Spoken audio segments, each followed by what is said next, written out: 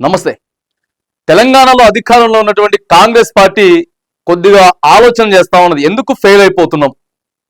మంచిగానే పథకాలు ఇస్తా ఉన్నాం, కానీ క్షేత్రస్థాయిలో మాత్రానికి తీసుకెళ్లలేకపోతా ఉన్నాం. దాన్ని వీళ్ళు రైతు రుణమాఫీ దాదాపుగా 21,000 కోట్ల రూపాయలు చేసిరు. మనం చేస్తున్నాం కదా, ఖర్చు పెడుతున్నాం కదా, కానీ ఎందుకో దాన్ని ప్రజల్లోకి తీసుకెళ్లలేకపోతా ఉన్నాం, ఫెయిల్ అయిపోతా ఉన్నాం. మొన్న కేసీఆర్ పెట్టిండు సభ, సంవత్సరంన్నర క్రితమే కేసీఆర్ ని వద్దనుకొని కేసీఆర్ మీద కోపంతో కాంగ్రెస్ పార్టీని అధికారంలోకి తీసుకొచ్చినటువంటి అదే ప్రజలు ఇవాళ పోయిర్రు, వరంగల్ సభకు పోయిర్రు. సో 50% బీఆర్ఎస్ వాళ్ళే పోయిర్రు అనుకుందాం, 60% పోయిర్రు బీఆర్ఎస్ పార్టీ నాయకులు, బీఆర్ఎస్ పార్టీ కార్యకర్తలే పోయిన, కానీ ఓ 30-40% అయినా పోయినారు కదా న్యూట్రల్ వాళ్ళంతా. ఎన్ని లక్షల మంది అయినా పోతారు, బీజేపీ పెట్టినా పోతారు, కాంగ్రెస్ పెట్టినా పోతారు, సిపిఐ పార్టీ పెట్టినా పోతారు, ఇవాళ బీఆర్ఎస్ వాళ్ళు పెట్టినా కూడా అట్లనే పోయిరు. ఎవరైనా పోతారు, పార్టీలకు పైసలు ఇస్తే పోతారు, లేకపోతే బలవంతంగా దోలుకొని పోతాడు. అరే ఆ లీడర్ మళ్ళీ ఏమని అనుకుంటాడేమో మీటింగ్ పోకపోతే. అయినా కూడా అధికారంలో లేరు. అధికారంలో ఉన్నాడు కాంగ్రెస్ పార్టీ, అయినా కూడా ఆయన చూసిననుకో ఆయనకి ఇందిరా మిల్లు రాయడు. ఆయన మీటింగ్ పోతానంటే ఇందిరా మిల్లు రాయడు, ఆయనకి రేషన్ కార్డు రాయడు, ఆయనకి ఏ పథకం కూడా రాయడు. సరే కింద మీద పడి మీటింగ్ పోయిరు, కానీ రెస్పాన్స్ ఎంత వచ్చింది అనేది ఇంపార్టెంట్. ఎంతమంది రెస్పాండ్ అయినరు, అలా మాట్లాడేటటువంటి నాయకుడికి ఎంత రెస్పాండ్ అయిన, ఎవరినైనా తీసుకుపోయి బలవంతంగా కూర్చోబెడతాం కానీ వాళ్ళతో మాట్లాడలేవు కదా. కానీ ప్రతి ఒక్కళ్ళ రెస్పాండ్ అయినటువంటి ఘటన ఇగో వీళ్ళు ఎక్కువ చూసారు. దాన్ని డైరెక్ట్ లైవ్ లో వీళ్ళు ఎక్కువ చూసి ఎందుకు ఫెయిల్ అయిపోతా ఉన్నాం, వచ్చినటువంటి సంవత్సరంన్నరలోనే ఎందుకు మన మీద ఇంత పెద్ద వ్యతిరేకత వచ్చింది. ఏ ఎమ్మెల్యే కూడా మా రేవంత్ రెడ్డి 21,000 కోట్లు రైతు రుణమాఫీ చేసిందని చెప్పి చెప్పరు, ఏ మంత్రి చెప్పడు. కాంగ్రెస్ పార్టీలో ఉన్నది ఏంటంటే ఎవరికి వాళ్ళు ప్రమోట్ చేసుకోవడం. అంతేగాని కేసీఆర్ నీళ్ళు వచ్చినప్పుడు, మిషన్ భగీరథ నీళ్ళు వస్తే ఇవి కేసీఆర్ నీళ్ళు అని చెప్పారు ఏ మంత్రి కానీ ఏ ఎమ్మెల్యే కానీ.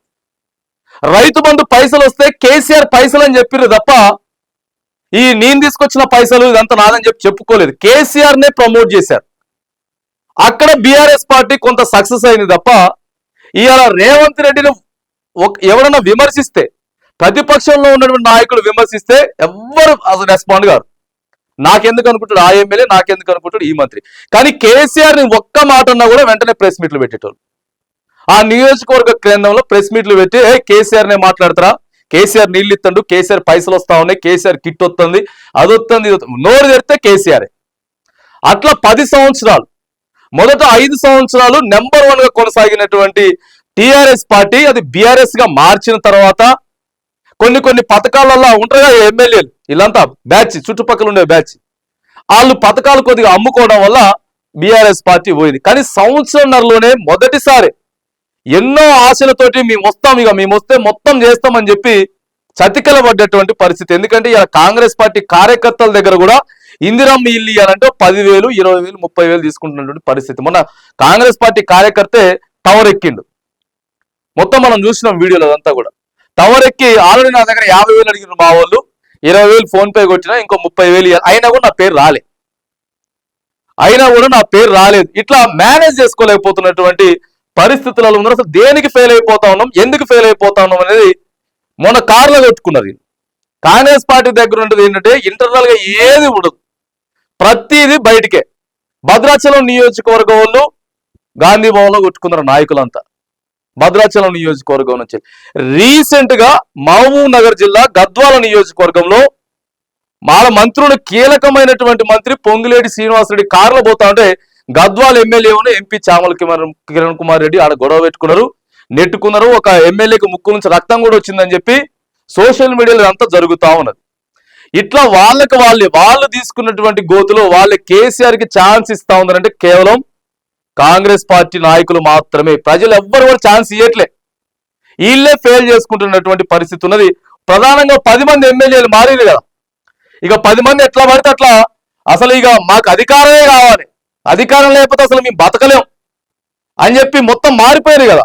వాళ్ళ పరిస్థితి చాలా దారుణంగా ఉన్నది. ప్రధానంగా చూసుకుంటే బాన్సువాడ ఎమ్మెల్యేకి ఏమైనది, పోచారం శ్రీనివాసరెడ్డి ఎప్పుడు కేసీఆర్ పక్కన కూర్చోబెట్టుకున్నాడు, పక్కన కూర్చోటి అందరికంటే ఎక్కువ ప్రియారిటీ ఇచ్చిండు. మొట్టమొదట మారింది ఆయనే. లేదు మాకు అధికారం కావాలి, లేదు నియోజకవర్గ అభివృద్ధి కోసం మేము మాత్రం అని చెప్పారు. ఇంతవరకు గట్టిగా ఒక ప్రాజెక్ట్ కానీ ఓ సీసీ రోడ్డు పోసింది కూడా లేదు.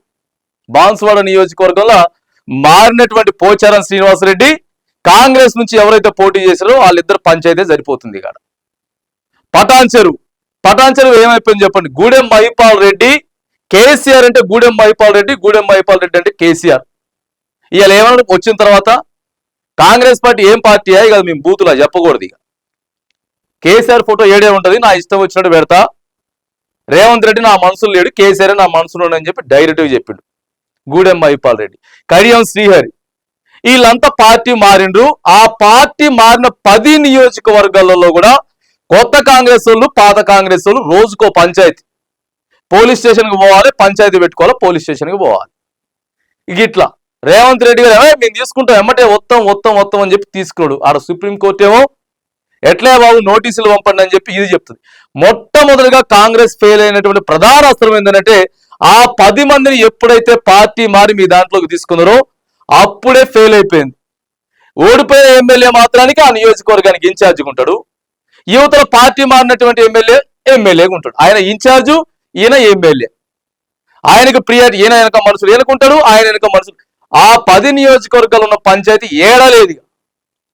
ఇట్లనే గొడవలు అయిపోయి కొట్టుకోవటం, గిదే పంచాయతీ ఇట్లా ఫెయిల్ అవుతా ఉన్నారు. చేస్తున్నారు పథకాలు చేసి సన్న బియ్యం ఇచ్చిర్రు. ఏం చేసిర్రు? సన్న బియ్యాన్ని ఇంతవరకు ఏమైనా ప్రమోట్ చేసిర్రు? దాన్ని ఒక్కళ్ళన్నా ఆడ పోయి ముఖ్యమంత్రి కూర్చొని తినొచ్చిండు. సారపాక భద్రాచలం శ్రీరామనవమికి పోయినొచ్చినప్పుడు కానీ ఎంత ఖర్చు పెడుతున్నాం, ఏమిస్తున్నాం, ఏం లేదు. ఫ్రీ బస్ నడుతూనే ఉన్నది. సరే దాని వెనక మస్తు పంచాయతీలు ఉన్నాయి. బస్సులను పెంచాలి, కండక్టర్లను పెంచాలి, డ్రైవర్లను పెంచాలి. ఏదేమైనా కానీ నెలకి 400 కోట్ల రూపాయలు ప్రభుత్వం లాస్ అవుతుంది కదా, దాన్ని ప్రజల్లోకి తీసుకపోరు, గట్టిగా తీసుకపోరు. బీఆర్ఎస్ పార్టీ సోషల్ మీడియా మాత్రానికి పర్ఫెక్ట్ గా పనిచేస్తా ఉన్నది.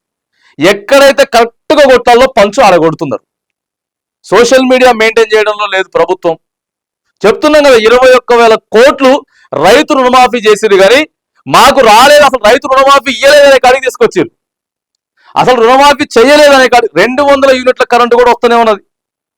200 యూనిట్ల కరెంటు దాదాపుగా 80% వస్తున్నది. 80% మందికి వస్తుంది. ఒక 1000 మందిలో ఓ 20 మందికి రాదు, ఖచ్చితంగా 800 మందికి వస్తుంది. కానీ అసలు దాన్ని చెప్పినోడే లేడు. మరి రేవంత్ రెడ్డి ఇస్తాడా అని చెప్పాడు. ఈయన అడిగిపోతే నేను ఇస్తాను అటు చేసి పట్టుకొచ్చినగా ఇస్తానుగా అని చెప్తాడు. ఈయన కేసీఆర్ ని ప్రమోట్ చేసిన స్థాయిలో రేవంత్ రెడ్డి చేయలేకపోతా ఉన్నారు, కాంగ్రెస్ ప్రభుత్వాన్ని చేయలేకపోతా ఉన్నారు. ఎమ్మెల్యేనే కొత్త పంచాయతీలు పెట్టుకునే పరిస్థితి ఉన్నది. కాబట్టి ఆలోచన చేస్తాం వరంగల్ సభ తర్వాత. ఎందుకంటే ఇంటెలిజెన్స్ రిపోర్ట్ ఇస్తుంది కదా, ఎంతమంది వచ్చేసారంటే ఆడ ఒక 5 లక్షల మంది ఉందనే, బయట మొత్తం ట్రాఫిక్ లో ఇరుకపోయినారు, టోల్ గేట్ల దగ్గర ఆడ 1 లక్ష మంది, 6 లక్షలు.